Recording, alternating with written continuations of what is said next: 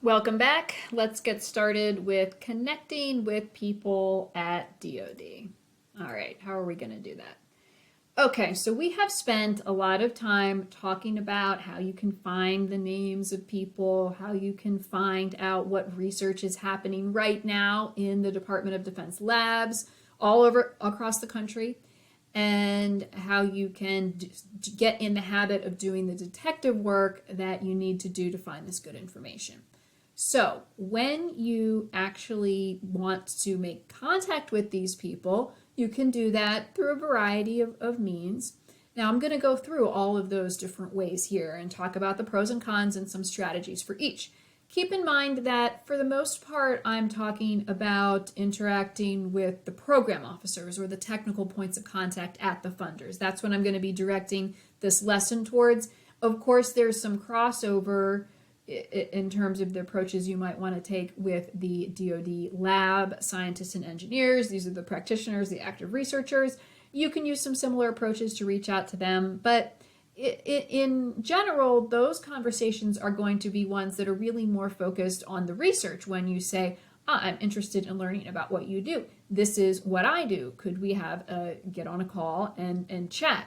So those conversations you probably are more comfortable having, and they're not really going to feel high stakes, right? Because you're not pitching an idea to them. You're really just sharing as you would with any other peer, another subject matter expert, right? So as we go through these, keep in mind that I am directing this more towards your interaction with the funders specifically. Okay, so what do we have here? All right, so the first way that you may get in touch with them, obviously, is email. Now, their email address is generally posted as their contact information, and you know how to send an email. So let's keep some things in mind, though.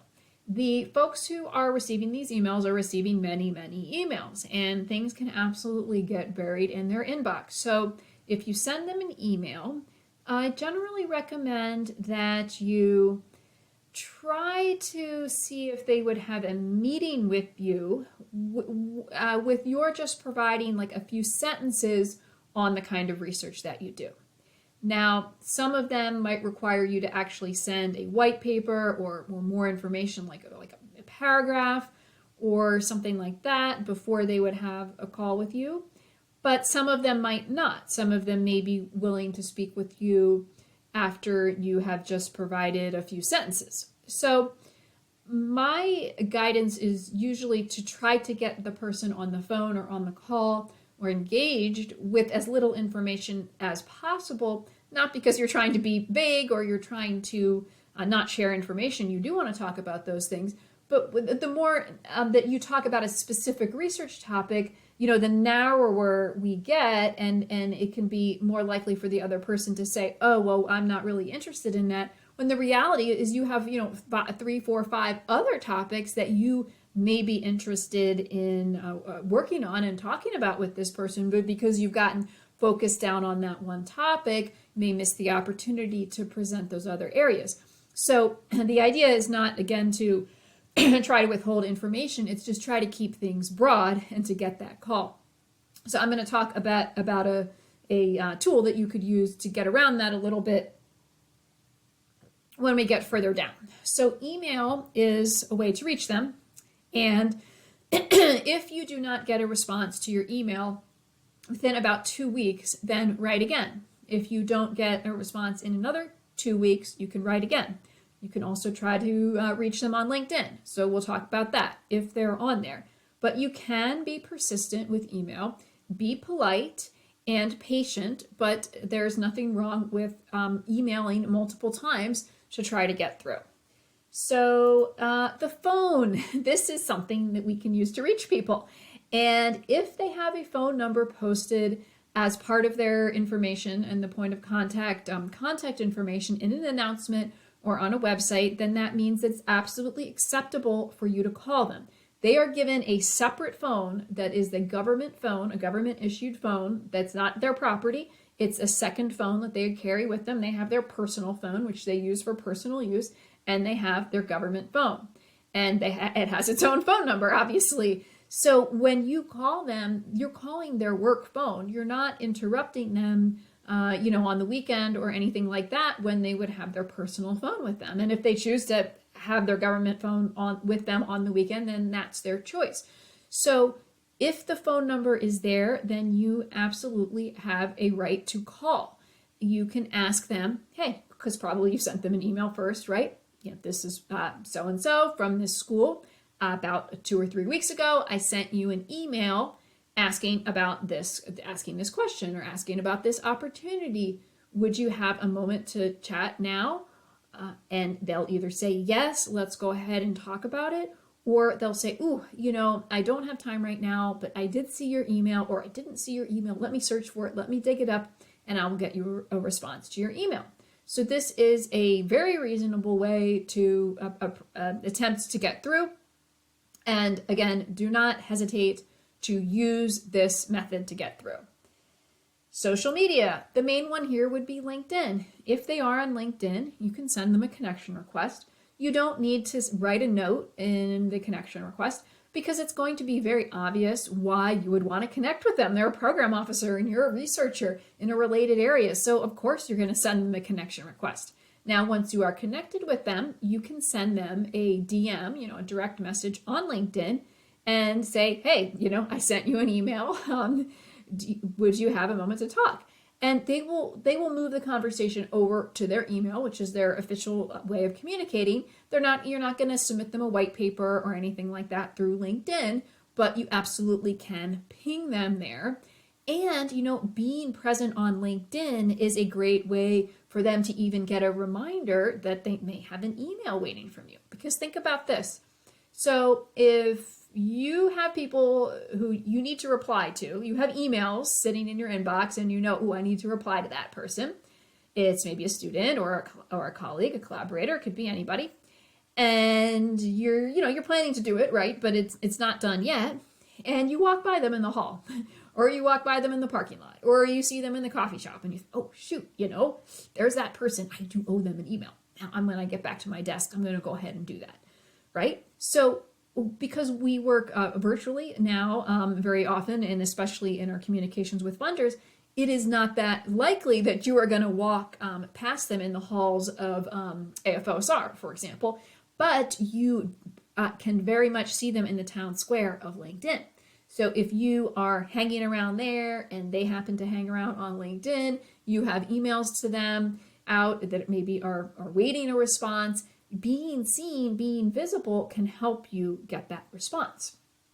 Now, audio calls, like you can, we already talked about the phone and how you can use the phone to make contact, but let's talk about audio conversations. Now that we have Zoom or with the government, it will often be on Teams. It's great to do video calls and have a chance to meet in a face-to-face type way. But we spend a lot of our times driving, commuting, sitting in the car while our child is at a sporting event or a birthday party, and you've got to sit in the car for 90 minutes or something like that. We spend time sitting at the airport, right? We also have time that we're working before we've taken a shower and gotten dressed for the day because we just woke up, or maybe we're going to do our workout and then we're going to get dressed and get on our video calls. So an audio call is still a great way to communicate with people that doesn't involve going on video. It doesn't involve sitting at our desk. So don't hesitate to ask people to have an audio call with you. This might be easier for them to accommodate than a video call. So just don't forget about that option.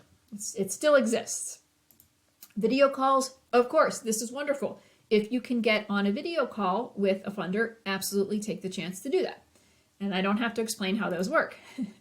In person, you can certainly still meet with the funders in person at DoD events like a DARPA Connect event, like a DepScore Day, also at a conference, for a professional society. You can try to learn ahead of time if they will be at an event. If they will, and you learn that ahead of time, first of all, I don't recommend emailing them, a day or 2 days before a conference and say, oh, you're going to be at this conference. Could I meet with you? They're going to be getting their schedule set up a couple weeks in advance. So email them, 2 weeks or 10 days ahead of time and you could ask to meet for breakfast. Of course, you could ask to meet for coffee or just at a meeting spot at the conference, but breakfast is something that often doesn't get scheduled up, on a person's calendar as much as like a lunch or a dinner. So ask to meet for breakfast, perhaps in the coffee shop in the lobby of one of the main hotels or something like that. Don't hesitate to ask for the in-person meeting. That's perfectly reasonable. So, one example I want to show you here of different kinds of events and what you can possibly find is just from doing more detective work and clicking around on the health-related websites, found this event. It's called the Military Health System Research Symposium. So, this is something, if it were related to your research, you can join this. They give you an idea of when the dates would be, and they give you information on what the sessions are. And clicking around further, you find ways that you can get involved, right? Because when we click on About, we see more about what's happening. There's opportunities perhaps to review abstracts. That's something you can volunteer to do and make yourself useful, right? There's also a Young Investigator competition, and when I clicked on this, I believe there may have been the opportunity for becoming a judge. It's another thing you could volunteer for and engage with people at these types of events. So by clicking around the websites that are relevant to the work that you do, you can, and also following these types of organizations on LinkedIn, you can find out about events like this, and then you can go there, okay? So now, when you get to pitching ideas, so we're still in the pre-proposal stage, and you have your ideas, and you're eager to learn if DoD may be interested in supporting them. Now, the number one way that I recommend that you try to stick with, if possible, and this is not always possible, but if you can have informal conversations, this is really the preferred way to engage, because you're trying to gather information and from them and learn about their priorities, their program, their processes, and you also have many different things that you can share on. You have more than one research idea that you want to do. I know that. So the more you can let the conversation just evolve naturally, the more that you'll be able to suggest ideas that make sense in the moment, rather than trying to do the mind reading thing, right? Now, mind reading does not usually work well. We've all learned that mind reading often falls flat, right? In our personal relationships, if you have a partner or family that you live with and you're, trying to read their mind to say, I think that's what they meant, or I think that's what they wanted to do for the holidays, even though we didn't really talk about it, right? And then you find out, wow, that wasn't what they were thinking at all. So the same thing happens in a professional situation, right? It's like you read a description of a program and it seemed like it made sense to you, or made sense one way to you, or you interpreted it one way. You thought, oh yeah, this thing that I'm working on, that fits there. And you start going down a path in your own mind, again, that makes sense to you, and you're interpreting something that was, again, on a piece of paper from another person, and that's where I feel like it goes into the mind reading. And, it's just often not successful. So the more that we can have a two-way conversation, the more that we can understand each other and get to a common understanding. So that is why I would advocate for a two-way conversation, and an informal conversation is a two-way conversation. However, there are going to be times when someone is not willing to have a two-way conversation with you until you have provided an idea, whether it's a few sentences, whether they want a formal white paper or a formal pre-proposal. You may have to produce that. So that's fine. You can do that. But if you can, try to have the informal conversation. So let's talk a bit about slides. Now, one thing I do not recommend, unless you are asked to do this, is to get on a Zoom call or a Teams call and say, hey, can I share my screen? And then show a lot of slides that relate to work that you've already done. It's just not a good use of time. It's not that that work isn't important or exciting, but when you do that, you're instantly making yourself, like I am now, even though I do have a little bit of a bigger circle for me to appear in, you're making yourself small. You're having the slide take up all the screen, right? And you're kind of going into a one-way communication mode where you're lecturing at the other person. This is not a two-way conversation. You're not going to get funded on work that you've already done. You want to be talking about new ideas. Now, if they have asked you to present some slides, then do that. But I would try to keep that as brief as possible so that you leave more time for, again, the two-way conversation and for you to ask your questions so you can learn what they're looking for and what they're interested in. Now, white papers are something that can be required for you to submit. They could be informal and really just be a one-page Word doc with a couple paragraphs that explains what you want to do, or they could be formal with formatting requirements, a length requirement. So this is a common way to communicate your research idea, and you can prepare those if needed. A research menu is something that I really like to recommend for PIs. And the idea here is to have a one-page document where you would list, say, 3 to 4 ideas for research that range from something that, from reading the program description, you feel like this is a good fit, maybe 2 ideas that you feel, yeah, these 2 could fit the program. And you have, say, 3 or 4 sentences on each one. Then you could put an idea that's really far out there, like, okay, this is super high risk, it's kind of a wild idea, but let me put it out there just to see the reaction of the program officer to this. And then the last idea could be something else that you're interested in, but you feel is maybe a bit tangential or outside the scope of their program. But put that down there too.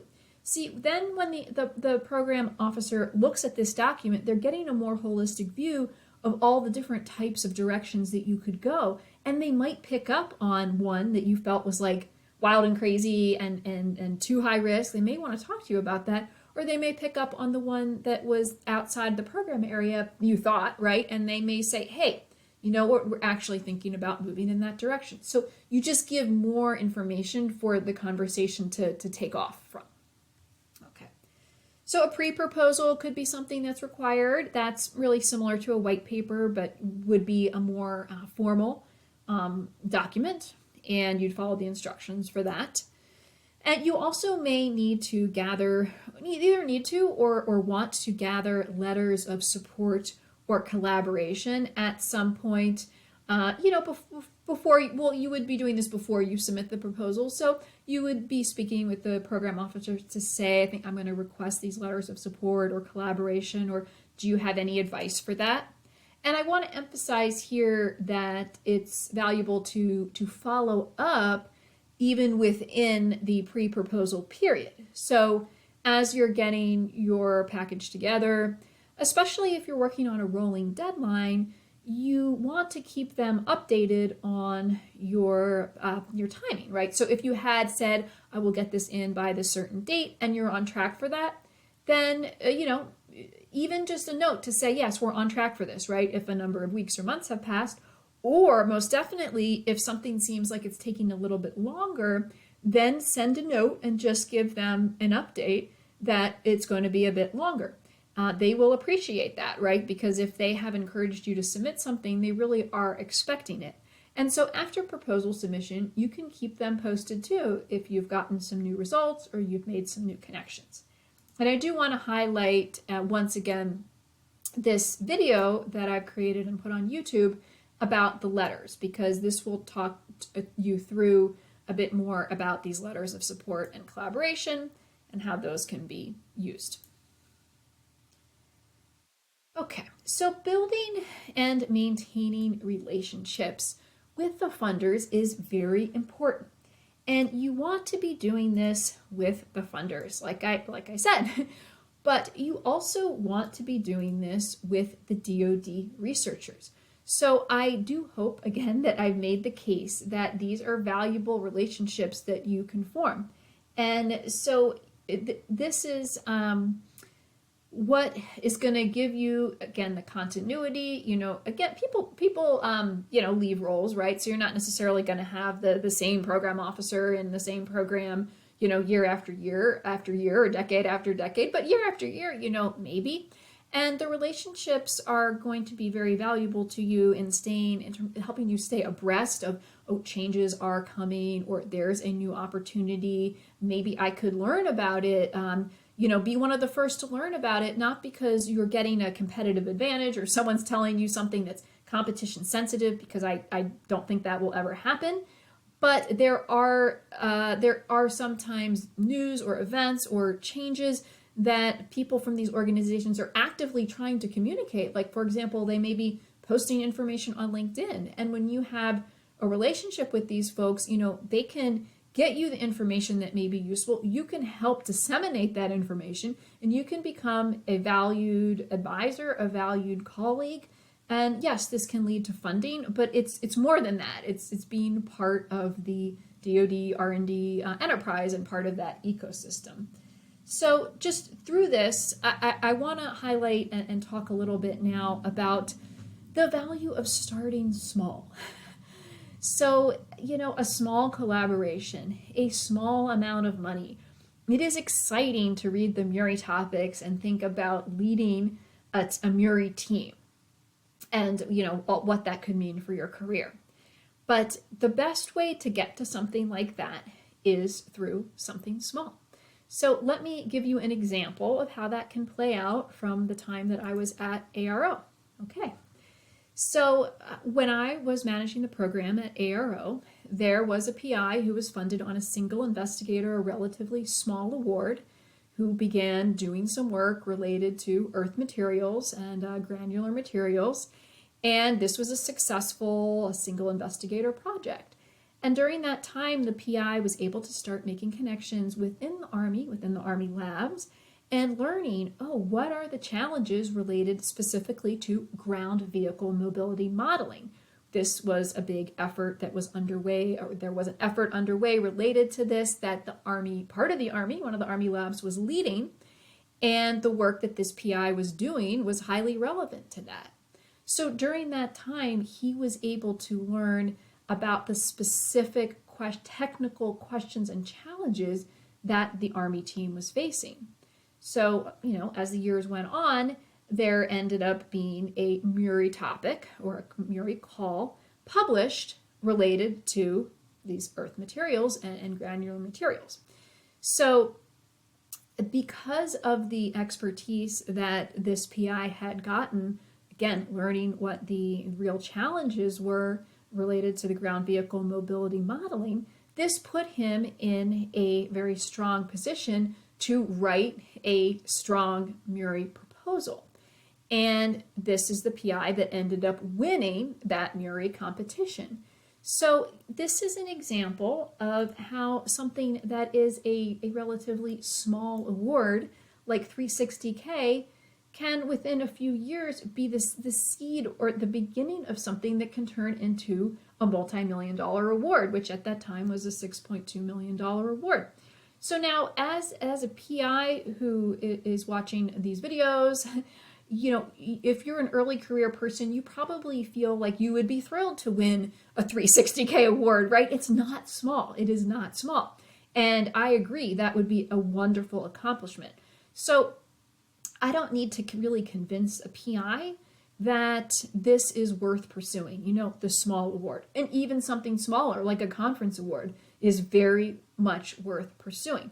But this little message is to those who may be in leadership positions, who are deciding how to allocate resources to support PIs, who may be very eager to win some of these big DoD awards. And I can say that starting with the small awards, allowing the PIs to establish these relationships is the best way to these multi-million-dollar awards, because the PIs are, one, able to establish a good relationship, demonstrate that they can be successful collaborators in many cases, and build up that trust. And two, when they start working with folks in the labs, they're learning very specifically what the technical challenges are, and they're going to be able to write that into their proposals and plan to address those in their research in a way that somebody who's just reading the announcement, they just can't do that, right? They're not able to compete very well in that category. So this is our next key here, right? Our last one.